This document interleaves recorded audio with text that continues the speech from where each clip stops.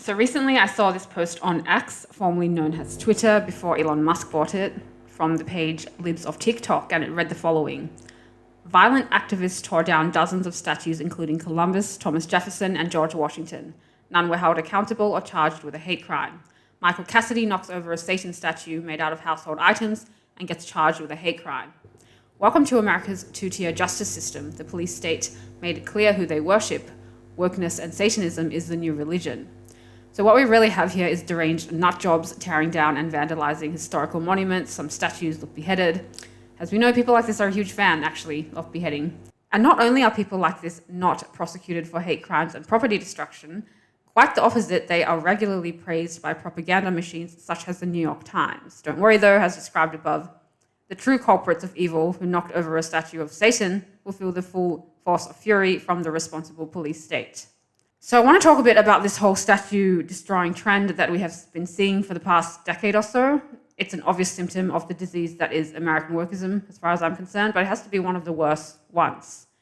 So in these pictures that I'm seeing, we can see, I think it's Thomas Jefferson, a statue of him beheaded. Another one's vandalized with the words 1619 written on it. Another one has graffitied George Floyd. Let's have him framed, instead of the person that wrote the Declaration of Independence. So obviously people have an issue with these statues and with these tributes to historical figures because they are under the delusion white Americans are the only people on earth who historically engaged in violence and oppression. So let me say this, the founding fathers of America were visionaries. You need only read the first few paragraphs of the Declaration of Independence, 1776, as drafted by Thomas Jefferson, on number 10 in the Federalist Papers, where Alexander Hamilton argues why a strong national defense system is fundamental to the operation and protection of a country. The fact that some or most of America's founders owned slaves is a testament to the evil of slavery that persisted at the time, sure, but it should not always be the focus of their contribution to American society and the wider world. To elaborate, I'm a vegan and dedicated animal rights activist, but I'm not going to bring up the fact Martin Luther King ate animals at every opportunity, nor am I going to coordinate the destruction of his statues and monuments dedicated to his effort to eradicating racism in America. It's true that Dr. King, along with the majority of people, both then and now harmed animals, and maybe this is a discussion or point worth bringing up at another point in time or in a different conversation, but it will not and should not result in my tearing down his legacy because he was not a perfect person, given the cultural and moral norms of the time. Let us also note the ever-growing hypocrisy of the majority as well, of people demanding these monuments be teared down, when in fact, in all likelihood, these people are not vegan and choose to oppress animals on a daily basis. The funny thing is, and I believe this is an important point to make here, the effort it takes to be vegan and defend animals requires a tiny fraction of what it would have took for, say, someone like Alexander Hamilton to condemn slavery. It's true to say that Hamilton had initial anti-slavery sentiments, but his views became more nuanced and pragmatic as he navigated the challenges of building a united nation during the founding era. One might understand the complexities of being in such a situation and understand why Hamilton could not always spend or take time condemning the evil of slavery, though it should be noted that he did spend much of his later years in the New York Manumission Society, which aimed to promote the gradual abolition of slavery in New York. Our world has made it so most humans in most places of the world have the luxury to choose whether or not to fund the torture, rape, enslavement, murder, and Holocaust of billions of animals. If you choose not to, chances are you are not going to be persecuted for your choice. Unlike, say, abolitionist William Lloyd Garrison, author of The Liberator, who was once dragged through the streets by a rope around his waist, with the mob at the scene threatening to kill him for his revolutionary work in slavery abolition. So this tells us one of two things. The first is that, contrary to popular belief, the morality of a person can often have nothing to do with the time period they live in, for some people, some exceptional people. The second is that life has been made so easy for the majority of people who live in the modern world today, including and especially woke liberal SJW types, and they still manage to lower the bar by not only funding the animal slavery empire, but viciously tearing down statues of great men who were, as all evidence seems to point to, infinitely more moral than they are. Another thing to note here is that the arguments against originalist thinking have never made much sense to me. I regularly hear progressives, so-called, say things like, who cares about what some dead white guys thought in the 18th century? Here's the only sane and appropriate response to such lunatics. The period of death and skin color has got jack shit to do with the validity of someone's ideas and arguments. Furthermore, such comments are an obvious display of anti-white racism and intellectual retardation. A second crucial point to understand: during the peak of slavery, only a minority of Americans actually owned slaves. The consensus seems to put it at about 25%. Many, if not most, Americans detested slavery, and many, like the British, risked their lives to end it. Yes, it's true, not every white male in the 1800s was an evil, slave-owning, racist oppressor, and in fact, most actively helped to abolish the trade. So maybe they should start teaching these basic facts at Harvard and Penn and stop teaching race-based theories, so-called, that are clearly and often unapologetically aimed at tearing Western civilization apart, one beheaded statue at a time. So knowing this now, I'd suggest you ask yourself, if it is the expectation that these people of the 18th century should not have engaged in a evil, universal practice such as human slavery, why is it not the expectation that people also therefore not engage in an evil but universal practice of our current time, such as eating raped and holocausted animals, and of funding the rape and holocaust and murder thereof? Moreover, this is not an atrocity that happened in the 18th century. This is an atrocity that is happening right now. If people really think ripping down statues is a stand for justice, what about ripping down every statue to ever exist? Since all these people made of stone still fund animal slavery, especially since the harm done to animals far surpasses in both degree and quantity the harm done to all human slaves of history put together. The effort required to not harm animals and defend them seems significantly easier in today's day and age than, say, young Henry James, who's been born into 3 generations of his family owning people, has property in the slave-holding South. I imagine it's easier to buy plant-based milk and say, can I please have the vegan Impossible Burger, rather than the previous situation X. So it might do well for people to remember that blatant hypocrisy the next time someone wants to take the head off Thomas Jefferson or demolish a Hamilton one. Hamilton, by the way, who, after fixing the United States Constitution with James Madison and John Jay, dedicated a large portion of his life to abolishing slavery, and who, as far as I know, never actually owned any slaves. This is in addition to the fact that Hamilton spent a large portion of his time fighting with people in cabinet like Jefferson who actually did own slaves along with the other founders. So there is a reason I proudly possess an imitation copy of the Declaration of Independence, 1776, the United States Constitution, and the Bill of Rights at my house. It's not because I'm an American-born person, or it's because I like the way, the old text looks on aesthetic parchment, which I do. It's because I realize the value and impact these ideals have had on the world entire since they were expressed in 1776. The ideas of liberty, self-defense, and liberal democracy are among such thought, and they need to be preserved and protected at all costs. The statues these idiots are destroying they're made not only in the image of certain people, they're also made in the image of the ideas those people held. The ideas are almost always more important than the flawed but brilliant people who express them, and they deserve to be credited to those who ensured they were enshrined into the fabric of our society. They've directly influenced other important instruments, such as the Universal Declaration of Human Rights.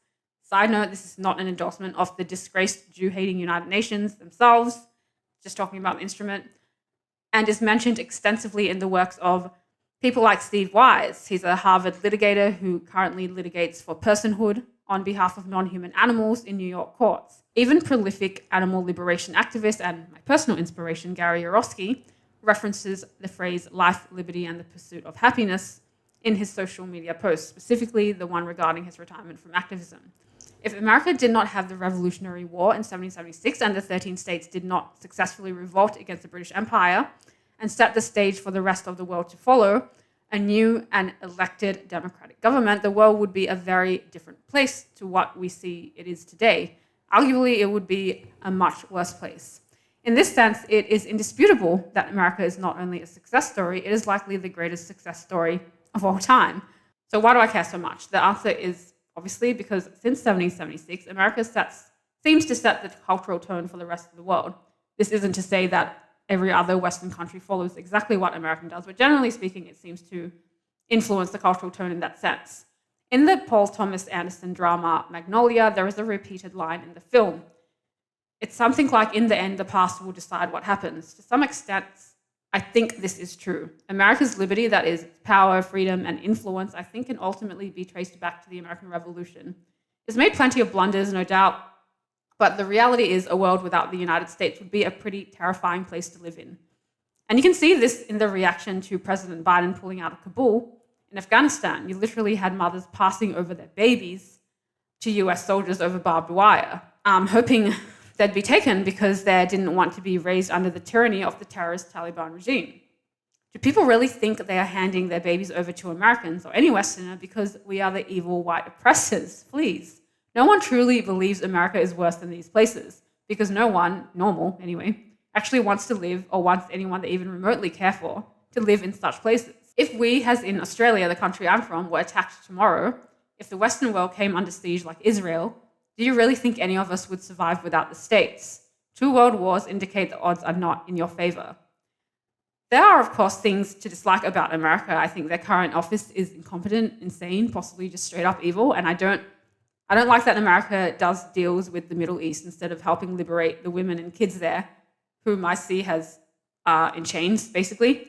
But I think there's surely some practical challenges to these things I want America to be doing that could explain why they're not doing those things and explain their behavior. But ultimately, America still acts as a kind of watchdog for the rest of the world. And overall, I think this is a good thing. No, this is not the same thing as saying it's a perfect thing or America's perfect. I generally just think it's a good thing that we have a powerful state such as America doing this and has always kind of done it. After the Second World War, basically the entire of Europe was in ruins. America could have taken over, but they didn't. Instead, they chose to help build up Europe again. So what's that quote about telling a lot about a person, or in this case, a country, with what they do with power? America has passed that test when it really mattered. And though that was many years ago now, and mistakes have been made since then, show me a country who hasn't never made a mistake, by the way. Like the American Revolution, the impact it ultimately had on the world stage will always make it something worth remembering. So given the recent horrific attacks on the Jews and other people in Israel on October 7th, it has come to my attention we need to urgently draw clear and distinct lines between what we will and will not tolerate as a society.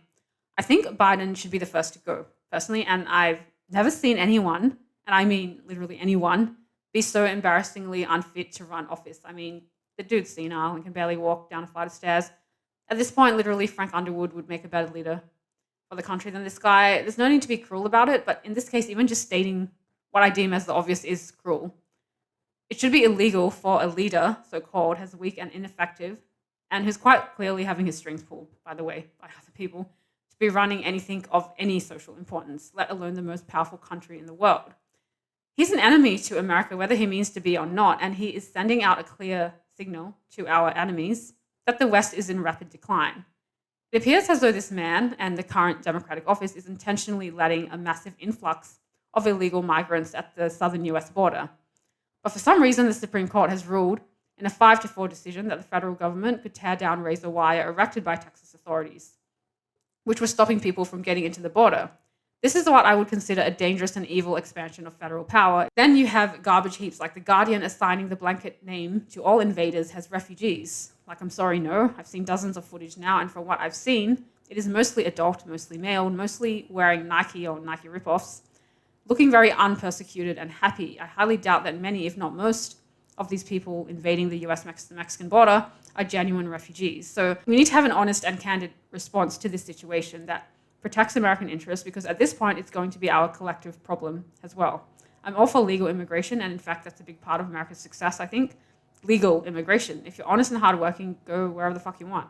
No one should really care about it too much. But what's happening is it's actually more difficult for honest and hardworking people to come into good countries, while illegal aliens appear to be flooding the border by the thousands. If you're coming to America, hating Western and therefore American values, with the intention of bringing your childish Islamic bullshit here, or anywhere livable in the West, we don't want you. If you're a self-hating white lefty who's had their brains wrecked by critical race theory, feminism, trans, or whatever, any other dumb pseudo-social justice movement of our time, we don't want you. I don't want to know these people. I don't want them washing my car at the red lights. You know, I don't want to see them at the Opera House or the steps of Town Hall screaming for the genocide of Jews. I don't want them trying to hand me pamphlets at the steps of Town Hall about a pedophilic, murderous death cult disguised as a religion.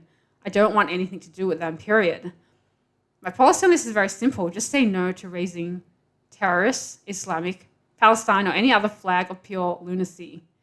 And say no to letting people like that into Western countries. This has got nothing to do with race, by the way. This is all to do with the values of people from certain cultures. absolutely zero to do with skin color, everything to do with moral norms and cultural norms. 10 years ago, these people would have been deported, and it should be exactly that way now. So if you're shitting on the First Amendment and free speech for your own bullshit censorship and control agenda, if you're having hissy fits about the Second Amendment because apparently it causes the loss of life, which it can, but are happy shoving dead animals down your throat, it might be time for some self-reflection because you hold inconsistent, stupid values which are worthy of ridicule. Liberal girls who hate guns and free speech are some of the cringiest idiots on earth. Like, yeah, let's hate the two things that actually, when used properly, can actually put us on equal footing with men. I mean, I just can't comprehend this idiocy. It goes without saying that Western civilization is the greatest civilization on earth, and it's literally the only thing that makes life on earth worthwhile. Like it or not, the US of A is and has always carried the torch in this regard. A world without the Simpsons golden era, Scott Fitzgerald novels, the NBA, space exploration, modern science, people like Malcolm X. A world without the ideals of the American dream, upward social mobility, success regardless of race, gender, or status, and let's face it, a world without free speech, meaning no free speech for causes you care about either, like animal rights for instance, it would be the worst world imaginable, across all possible worlds. It would be an absolute shithole, third-rate parody of a life, if that. For these reasons, I believe in American values, and I believe that the West will ultimately endure and overcome the challenges that we're faced with. We are at a crucial, definitive moment in history where we need to realize what values, cultures, and norms are worth keeping, and which are, say, more suitable for the garbage heap. This alone must persevere, and people need to quite urgently get to the point where they are brave enough to realize that preserving Western morality is more important than being polite and not offending people. It just is. It's like what Lincoln famously said at the Gettysburg Address: this nation under God, by the people, for the people, shall not perish from the earth. Long story short, if you are an enemy to America, you are not my friend.